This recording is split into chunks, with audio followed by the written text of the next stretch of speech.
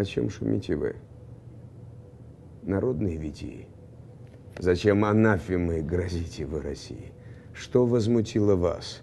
Волнение Литвы? Оставьте. Это спор славян между собой, домашний, давний спор, уж взвешенный судьбой, вопрос которого не разрешите вы. Уже давно между собой враждуют эти племена.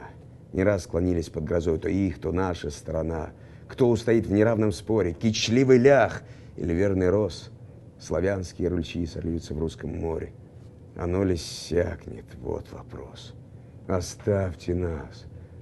Вы не читали сии кровавые скрижали. Вам непонятна, вам чужда сия семейная вражда. Для вас безмолвны Кремль и Прага. Бессмысленно прельщает вас борьбы отчаянная отвага. И ненавидите вы нас. За что ж?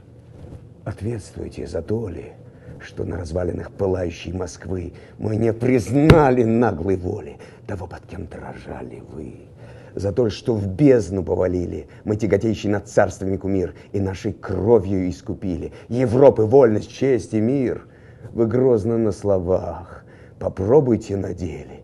Или старый богатырь, покойный на постели, не в силах завинтить свой измаильский штык?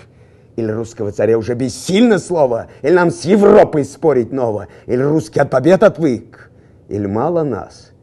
Или от Перми до Тавриды, от финских хладных скал до пламенной Колхиды, от потрясенной Кремля до стен недвижного Китая, стальной щетиной сверкания, не встанет русская земля?